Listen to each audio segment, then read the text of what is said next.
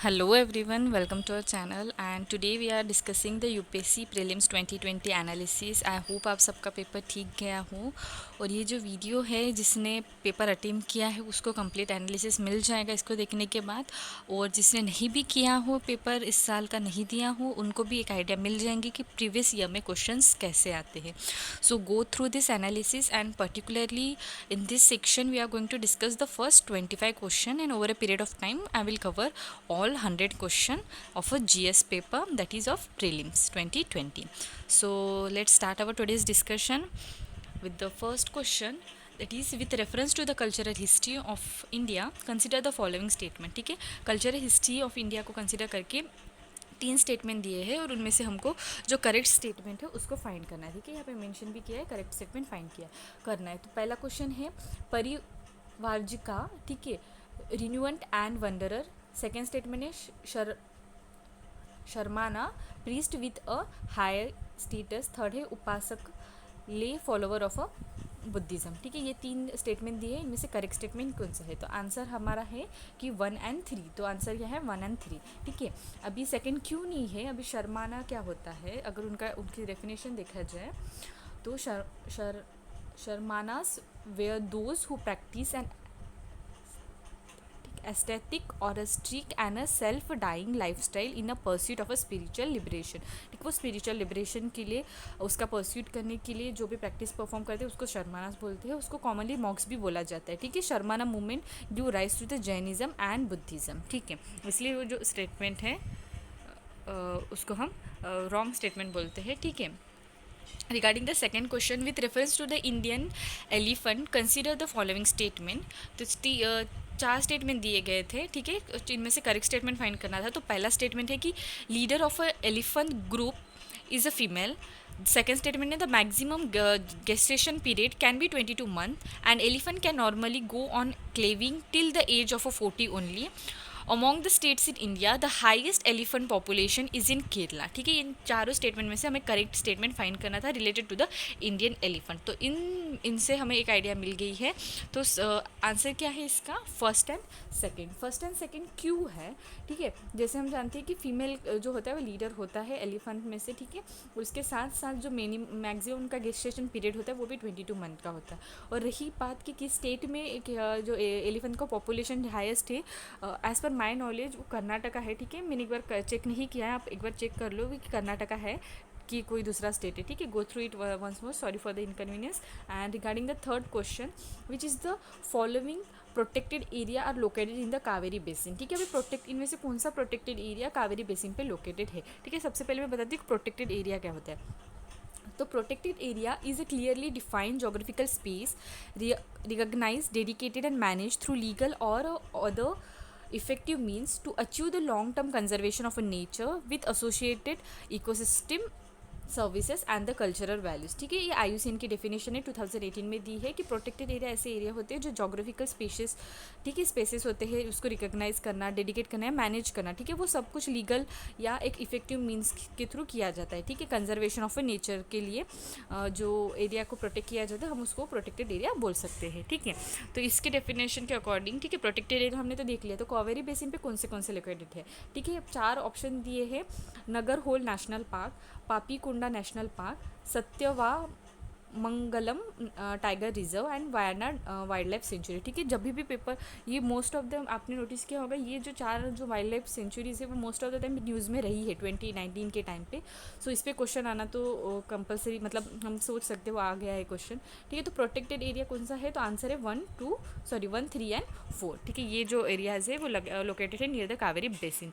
Next is with reference to the Indian biodiversity, Ceylon frogmouth, coppersmith barbet, grey chinned minivet and white throated red start. ठीक है, ये biodiversity, Indian biodiversity में ये जो 4 नाम दिए हैं वो किससे बिलोंग करते हैं? तो ये एक बर्ड स्पीशीज़ है। ठीक है, ये कौन से है? बर्ड में इंक्लूड होते हैं। ठीक है, next is which of the following protected area is well known for the conservation of a sub species of Indian swamp deer that thrive well on the hard ground and in the exclusive ग्रामीवोरस, ठीक है। इनमें से अभी दिया है कि इनमें से कौन से प्रोटेक्टेड एरिया को, ठीक है, वेल कंजर्वेशन, इनको एक स्पीशीज़ जो है, ठीक है, स्वैम्प डियर, ठीक है, ये मिलती है, ऐसा उन्होंने बोला है, ठीक है। That thrive on the hard ground, ठीक है, एंड इन अ एक्सक्लूसिव ग्रामीवोरस, ठीक है। इनमें से कौन सा है, तो आंसर दिया है खाना नेशनल पार्क, ठीक है, खाना नेशनल पार्क में ये मिलता है, ठीक है। इसमें कुछ एक्सप्लेन करने लायक नहीं था, पर मैंने आपको आंसर बता दिया कि खाना नेशनल पार्क है,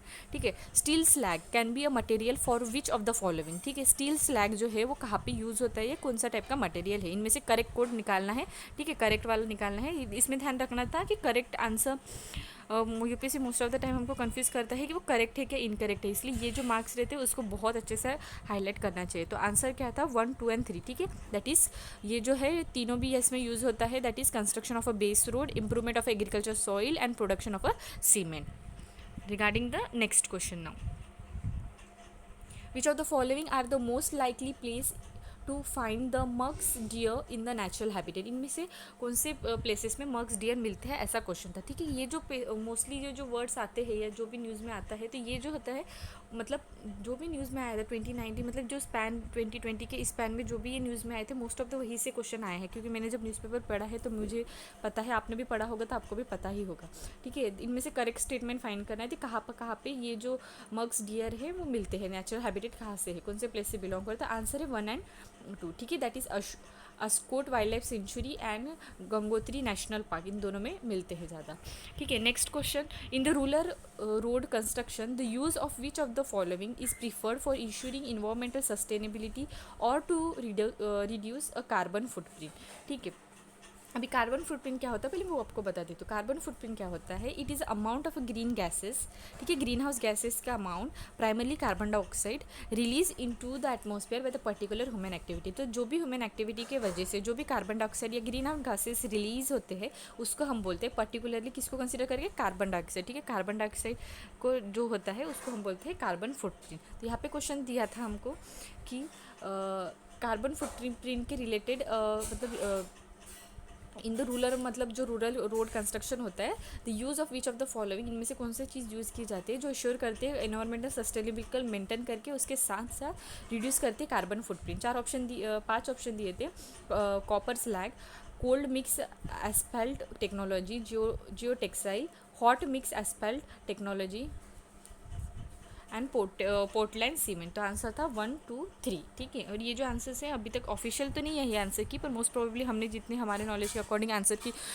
फाइंड किए हैं तो हमें यही आंसर्स मिले हैं। नेक्स्ट है consider the following statement. 3 statement दिए, इनमें से करेक्ट स्टेटमेंट देखना है, ठीक है। करेक्ट स्टेटमेंट अभी कौन से स्टेटमेंट दिए है, coal ash contain arsenic, lead and mercury, ठीक है। कोल के बारे में भी जानना बहुत इंपॉर्टेंट हो जाता है, हमारा पेपर का भी पार्ट है, ठीक है। कोल के बारे में ज़्यादा, इंडियन कोल क्या होता है, ठीक है, वगैरह वो सब पार्ट, ठीक है। Coal fired power plant reduce sulphur dioxide oxide of nitrogen into the environment, high ash content in observe in the Indian coal, ठीक है। हाई ऐश कंटेन होता है इंडियन कोल में, ऐसा 3 स्टेटमेंट। तो इनमें से करेक्ट स्टेटमेंट क्या है, तीनों भी कंटेन है, ठीक है। इंडियन कोल मतलब हम अगर कोल के टाइप देखे जाए तो, ठीक है, एंथ्रासाइट होता है, ठीक है, पीट होता है, बिटुमिनस होता है, ठीक है, लीग होता है, ऐसे 4 टाइप के जो कोल होते हैं, ठीक है। ये हर एक का कंटेंट और इंडिया में कौन सा टाइप का कोल मिलता है वो भी हमारे लिए इंपॉर्टेंट हो जाता है, ठीक है। तो इससे बहुत बार क्वेश्चन आ चुके हैं इंडियन कोल के रिलेटेड, ठीक है। What is the next question है 10th question, what is the use of a biochar in farming. अभी बायोचार क्या है, सबसे पहले मैं बायोचार के बारे में बताती हूँ, उसके बाद में आपको ये क्वेश्चन सॉल्व हो जाएगा, ठीक है।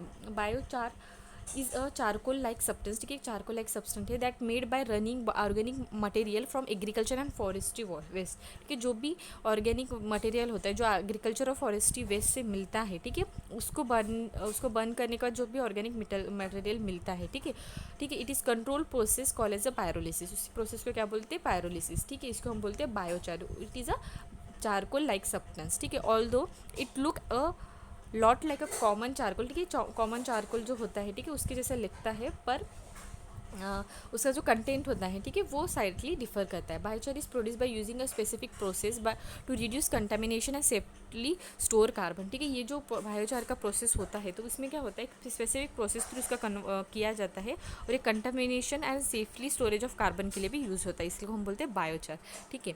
बायोचार इन फार्मिंग कैसे यूज़ होता है, biochar can be use as a part of a growing medium in a vertical farming. When biochar is a part of a growing medium it promote the growth of a nitrogen mixing microorganism. When biochar is part of growing medium, it enable the growing medium to retain water for the longer time. इनमें से तीनों में से correct statement ढूंढना था, तो तीनों भी स्टेटमेंट करेक्ट थे, क्योंकि हमने डेफिनेशन भी देख ली कि एग्रीकल्चर की इसमें बहुत यूज़ होता है। ऑब्वियसली जो ऑर्गेनिक जो सब्सटेंस होते हैं, ठीक है, उसको बर्निंग के बाद तो ठीक है माइक्रो ऑर्गेनिज्म भी आ गया, वर्टिकल फार्मिंग भी आ गया, उसके साथ साथ ये कहीं ना कहीं रिटेनिंग वाटर के लिए भी यूज़ होता है।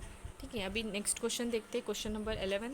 इन India which of the following can be consider as a public investment in agriculture. ठीक है, इंडिया में पब्लिक इन्वेस्टमेंट इन छः फैक्टर्स दिए हैं। ठीक है, इनमें से करेक्ट ढूंढना है। ठीक है, पब्लिक इन्वेस्टमेंट में हम कौन सा कंसिडर करते हैं। ठीक है, पब्लिक इन्वेस्टमेंट GS3 का पार्ट अगर देखा जाए तो PPP मॉडल आते हैं। ठीक है, पब्लिक प्राइवेट पार्टनरशिप, तो इन सब में हमें इन्वेस्टमेंट मॉडल्स होते हैं। ठीक है, इन्वेस्टमेंट मॉडल GS3 का पार्ट है। ठीक है, वहाँ से ही क्वेश्चन आया है। ठीक है, डायरेक्ट क्वेश्चन पूछे जाते हैं। ठीक है, फर्स्ट क्वेश्चन है mixing minimum support price for agriculture produce for all crop. ठीक है, competition of computerization of a primary agriculture credit society, social capital development, free electricity supply of a farmer, waiver of a agriculture loan by the banking system, setting up a cold storage facility by the government। select the correct option। तो इनमें से चारों 6 भी options correct दिए हैं। ठीक है, सब भी है जो है, ठीक है, ये सभी फैक्टर्स जो है पब्लिक इन्वेस्टमेंट में हम कंसिडर करते हैं। ठीक है, next is 12th question, what is important of the term interest coverage ratio. अभी इंटरेस्ट कवरेज रेशियो के बारे में जानते हैं। तो it's help in understanding the present risk of a firm that a bank is going to give a loan. Second is it gives a evaluating that emerging risks of a firm that a bank is going to give loan to. Third, the higher a borrowing firm leave of a interest coverage ratio the worse is its ability to serve its depth. ठीक है, economy के question से question है, तो इसका answer है 1 and 3। ठीक है, 1 and 3 इसकी डेफिनेशन है, that is interest coverage ratio 1 and 3। Regarding next question 13, which of the following factor policies were affected the price of a rice in India in the recent past. ठीक है, recent पास में जो price है rice की वो उसको कौन से कुछ फैक्टर ने अफेक्ट किया है। तो यहाँ पे कुछ फैक्टर्स दिए, that is minimum support price, government trading, government stock piling मतलब स्टॉक होल्डिंग। ठीक है, कुछ स्टॉक को ज़्यादा होल्ड करके रखना। ठीक है, मतलब लोगों को पास नहीं करता, कुछ अपना जो उनके स्टोरेज हाउस होते हैं वहाँ पे वो स्टॉक को रिजर्व करके रखना हो। ठीक है, the next is consumer subsidies, consumer को सब्सिडीज है। ये सारों में से कौन से फैक्टर्स ने लीड किया है to the rise of a में जो प्राइस है, ठीक है, उसको अफेक्ट किया है। ठीक है, राइस के, तो इनमें से चारों भी ऑप्शन करेक्ट है। ठीक है, दैट इज़ 1 2 3 4। अगर MSP के बारे में देखा जाए तो MSP is a rate at which the government by grain from a farmer. ठीक है, जिस प्राइस से या जिस रेट से गवर्नमेंट फार्मर से ग्रेन बाय करते हैं उसको हम MSP बोलते हैं। अभी रीज़न क्या है behind the MSP is to counter price volatility in the agriculture communities due to the factor like variation in the supply, lack of a market integration and information symmetry. ठीक है, अभी next question, consider the following statement, the value of indo Sri Lanka trade has consistently increased in the last decade. Textile and textile article constitute an important item of a trading between India and Bangladesh. In the last 5 years, Nepal has been the largest trading partner of a India in south Asia. ठीक है, ये 3 statement दिए थे। ठीक है, इनमें से correct statement ढूंढना था, तो आंसर है 1 and 2। ठीक है, मोस्ट ऑफ द टाइम हमने ये मोस्टली रिसेंट रहा ही है कि ये वाला पार्ट और ये वाला पार्ट हमने काफ़ी बार डिस्कस भी किया है। ठीक है, अगर रिगार्डिंग द नेपाल अभी कौन सा लार्जेस्ट ट्रेडिंग पार्टनर है, इसकी रिसेंट में ही न्यूज़ आई थी 2019-2020 के बीच में। ठीक है, तो उसमें बताया गया था कि US remain the Indian top trading partner for the second consecutive physical इन 2019-2020। ठीक है, इकोनॉमिक टाइम का जो न्यूज़पेपर है वहाँ पे उनकी हेडलाइन थी, उन्होंने बताया था कि जो US है अभी भी ट्रेडिंग जो पार्टनर है द सेकेंड कॉन्जिक्यूटिव फिक्सल 2019-2020 में रहा है इंडिया के साथ ट्रेडिंग पार्टनर टॉप में। उसके साथ साथ इन दोनों कंट्री ने काफ़ी सारी इकोनॉमिक टाई भी की थी, ये अभी रिसेंट में था, इसलिए हमको पता चल गया कि ये आंसर तो नहीं था। ठीक है, ये आंसर अगर नहीं होगा तो 3 तो कट जाएगा, 3 कट जाएगा, हमको पता है 1 and 2 is correct, then answer is 1 and 2। Now regarding the next question, which of the following group are the 4 countries member of a G20, ठीक है। G20, अभी G20 के ऐसे जो कंट्रीज़ होते हैं, ग्रुप ऑफ 7 कंट्री, G7 हो या G20 हो, इन सब कंट्रीज़ का नाम हमको डन होना ही चाहिए, ठीक है। तो G20 के मेंबर कौन से हैं? Argentina, Australia, Brazil, Canada, China, France, Germany, India, Indonesia, Italy, Japan, Republic of Korea, Mexico, Russia, Saudi Arabia, south Africa, Turkey, United kingdom, United state and European union, ठीक है। तो इससे हमको आंसर पता चल गया। तो कौन से कंट्री इंक्लूडेड है? Option number A. The next is use of a Kisan credit card scheme. Short term credit support is given to the farmer for which of the following support purpose? इसे किसान credit जो scheme है, ठीक है, 2019 में काफ़ी news में रही है, ठीक है। क्यों न्यूज़ में रही है पहले वो बता देती हूँ। जो इंडियन बैंकिंग एसोसिएशन है has issued advisory guidelines requesting bank to waive off the processing documentation inspection legal folic charge and all other services charged from the crop loan up to ₹3 lakh और from the Kisan credit scheme, ठीक है। ये जो part है, ठीक है, Indian bank association, इसके वजह से ये जो है, ठीक है, उन्होंने गाइडलाइन रिक्वेस्ट की थी, ठीक है, इशू करने के लिए बोला था गाइडलाइंस, ठीक है, बैंक्स को, ठीक है, इन सारे रिलेटेड। तो उसमें थी 2019 में ये जो स्कीम, इसलिए न्यूज़ में आई थी। अगर देखा जाए तो ये स्कीम के बारे में, तो जो किसान क्रेडिट कार्ड है, ये स्कीम जो है वो अनाउंस की थी बजट स्पीच में 1998-1999 को, ठीक है। To fulfil the financial requirement of the farmer at a various stages of a farming through the institutional credit through जो भी फाइनेंशियल रिक्वायरमेंट होते हैं फार्मर के, उनको फुलफिल करने के लिए ये बजट स्पीच में अनाउंस की थी, ठीक है। The model scheme was prepare by the national bank of agriculture and rural development. ये जो स्कीम थी, देखिए, नाबार्ड के थ्रू कंडक्ट की थी, ठीक है, प्रिपेयर की थी। वो रिकमेंडेशन कौन सी थी? वी गुप्ता कमेटी की, ठीक है। इनके ये जो देखा जाए तो ये बहुत पहले के बजट में अनाउंस की थी, पर ये 2019 में न्यूज़ में रहने की वजह से इसका क्वेश्चन आ गया है, ठीक है। मैं न्यूज़ में क्यों थी? तो इंडियन बैंकिंग एसोसिएशन ने इशू करने के लिए कहा था गाइडलाइन के रिलेटेड, ठीक है। ये इस कंटेक्स्ट के वजह से ये जो था न्यूज़ में रहा है, ठीक है। नाउ रिगार्डिंग, इसलिए इसके वजह से आंसर क्या है, ठीक है। अभी स्कीम तो देख ली, उसके वजह से आंसर क्या मिला हमको? Working capital for maintenance of farm asset, purchasing of a combined harvest tractor and minimum truck, consumption requirement of farm house hold, post harvest expenses, construction of a family house and setting up a village cold storage facility. Answer है 1, 3 and 4। Now next question 17, consider the following statement. अभी 4 statement दिए हैं, अभी कौन से statement है? The weightage of a food in the consumer price index is higher than that of a wholesale price index. सबसे पहले बताती हूँ कंज्यूमर प्राइस इंडेक्स के बारे में। तो consumer price index that is CPI क्या होता है? It measure the price charges from the perspective of a retail buyer. जो भी रिटेल बायर होता है उनके मतलब उनके पर्सपेक्टिव से जो है प्राइस के चेंजेस को मेजर किया जाता है, ठीक है। अभी वो होलसेल प्राइस इंडेक्स क्या है? Wholesale price index represent the price of a basket of a wholesale good, ठीक है। होलसेल गुड को कंसिडर करके जो प्राइस होता है उसको कंसिडर किया जाता है। तो होलसेल प्राइस इंडेक्स, दोनों भी जो है इन्फ्लेशन के केस को मेजर करने के लिए भी यूज़ होते हैं। तो यहाँ पे दिया है कि weightage of a food in the consumer price index is higher than that of a wholesale price index. VPI does not capture changes in the price of a service while CPI does. Reserve Bank of India has not adopted the VPI as its key measure of inflation and to decide on changing the key policy. तो answer is 1 and 2। Next question number 18, कुछ reverse दिए और कहाँ पे flow होते हैं वो देखना है। मेकोंग रिवर जो है वो होती है अंडमान सी, थामेज, इरिश सी, वोल्गा, कैस्पियन सी, जिम्बाब्वे, झैम्बीजी, इंडियन ओशन, ठीक है। इनमें से जो आंसर है, ठीक है, ये मैप बेस्ड क्वेश्चन है, ठीक है। इसका आंसर है 3 and 4 ही करेक्ट पेयर्ड है।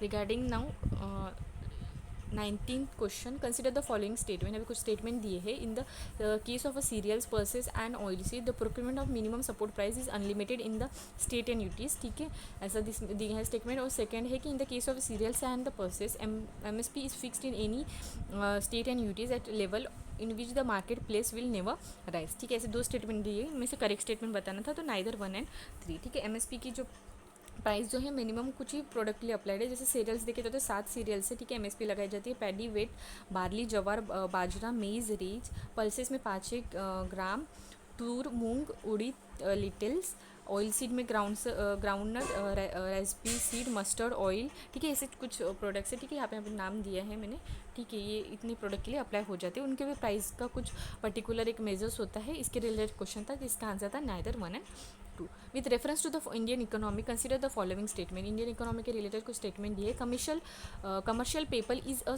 Short term unsecured promissory note, ठीक है, पहला स्टेटमेंट, ठीक है, पहला स्टेटमेंट करेक्ट है, मुझे बहुत बार पढ़ा भी है, ठीक है, first statement is true. Second statement क्या है, certificate of deposit is a long term instrument issued by the Reserve Bank of India to the corporation, ठीक है, ये जो स्टेटमेंट है रॉन्ग है, क्योंकि सर्टिफिकेट ऑफ डिपॉजिट क्या होता है, एक शॉर्ट टर्म इंस्ट्रूमेंटल इशू होता है जो commercial bank and special financial institution which are freely transferable from one party to the another party, ठीक है, इसके वजह से सेकंड स्टेटमेंट रॉन्ग है। थर्ड है call money is a short term finance use for the inter bank transaction, ठीक है, ये भी स्टेटमेंट करेक्ट है। And zero coupon bond are the interest bearing short term bonds use by the schedule commercial bank to the corporation, ठीक है, ये भी statement wrong है, इसलिए आंसर है 1 and 3। Regarding the next question 21, if a particular plant species is placed under the schedule 6 of the wildlife protection act 1972, which is the implication, इसका answer है such a plant can not be cultivated under any circumstances. अगर कोई भी plant को schedule 5 में रख दिया गया तो उसको जो उसका कल्टिवेशन है उस पर कुछ ना कुछ चेंजेस आते हैं, जैसे कि सच वो जो प्लांट होता है वो can not be cultivated under any circumstances. With reference to the period of a Gupta dynasty, अभी हिस्ट्री रिलेटेड क्वेश्चन है कि गुप्ता डायनेस्टी के पीरियड में in ancient India the town Ghantasala, Kadura, Chaul were well known, ठीक है, ये 3 प्लेसेस थी। इसका आंसर सॉरी मैंने इसका आंसर नहीं निकाला है, सॉरी फॉर द इनकन्वीनियंस। मैं नेक्स्ट जो रहेगा उसमें ये आंसर बता दूंगी, आंसर नंबर 22 का क्वेश्चन का, ठीक है। अभी नेक्स्ट है कि 23, व्हाट इज़ और are the advantage of a zero टिंकल इन द फार्मिंग। अभी zero tillage in the agriculture, ठीक है, एग्रीकल्चर में जीरो टिकलेज का एडवांटेज क्या है ऐसा पता है, ठीक है। अगर उसके बारे में देखा जाए, इन कन्वेंशनल एग्रीकल्चर प्रैक्टिस, अगर कन्वेंशनल एग्रीकल्चर प्रैक्टिस है, tilling is an important process. It is a process in which soil is prepared by mechanical agitation such as training, digging, overturning, ठीक है, इन सारे प्रोसेस से जो इनिशियल पहले ऐसा होता था एक मैकेनिज्म है, बट ये टिलिंग की वजह से क्या होता है, ठीक है, टिलिंग के प्रोसेस में क्या होता है, ये जो मैकेनिज्म एगिटेशन होता है, जैसे डिगिंग हुआ, ओवरटर्निंग हुआ, ऐसे सारे प्रोसेस होती है। बट जब टिलिंग कराई जाती है उसकी वजह से नेगेटिव इफेक्ट सॉइल को काफ़ी सारे होते हैं, जैसे कि वो उसका न्यूट्रिशन कंटेंट या ऑर्गेनिक कंटेंट वहाँ पे कहीं ना कहीं डिक्रीमेंट आता है, और इसके साथ साथ वो कहीं ना कहीं जो इरोजन है, ठीक है, इसको भी मतलब बूस्ट करती है। इसलिए जो अगर जीरो टिलिंग क्या होता है, जीरो टिलिंग मतलब बिल्कुल भी टिलिंग नहीं की गई हो, तो जीरो टिलिंग के बारे में क्वेश्चन किया था, ठीक है। अभी इसका आंसर क्या है कि sowing of the wheat is possible without burning of a residue of a previous crop, yes it is a correct statement. Without the need of a nursery of a rice sampling, direct planting of a paddy seed in the wet soil is possible, ये भी correct statement है। And carbon sequestration of the soil is possible, ठीक है, zero tinning farming, ये बहुत बार news में रहा भी था उस टाइम पे, इसलिए इस पर क्वेश्चन आया था। इसका आंसर है 1, 2 and 3। And regarding 24th question, according to the Indian national policy of a biofuel, which of the following is used as a raw material for the production of biofuel। अभी 6 नाम दिए हैं, इनमें से कौन से जो Indian national policy of biofuel है उसमें कौन से प्रोडक्ट यूज़ हो जाते हैं। तो नेशनल पॉलिसी ऑफ बायोफ्यूल क्या है, aim to ensure the minimum level of a biofuel, ठीक है, इसका मेन एम है कि वो इंश्योर करता है मिनिमम लेवल जो होता है बायोफ्यूल का उसको become readily available in the market to meet the demand at any time, ठीक है, ये हुआ मेन ऑब्जेक्टिव जो था इंडियन नेशनल पॉलिसी। इनमें से कौन सा रॉ मटेरियल जो यूज़ होता है, ठीक है, raw material for the production of a biofuel, इनमें से कौन सा करेक्ट स्टेटमेंट है, first, second, fifth and six, that is cassava, second is damage wet grain, fifth rotten potato and sugar beet, ठीक है, ये दो यूज़ होते हैं इंडियन नेशनल बायोफ्यूल पॉलिसी में। विच of the following statement best describe the social cost of a carbon, term जो है social cost of a carbon, it is ठीक है, इसको कौन सा स्टेटमेंट परफेक्टली डिफाइन करता है, तो इसका आंसर है ए। ठीक है, it is a measure in the monetary value of the long term damage done by the tons of a CO2 emission in a given year. ठीक है, in this way we conclude our 25। ठीक है, 25 question discuss हो गए हैं and rest of the question we are going to discuss in the next section. Till then thank you, like comment and subscribe.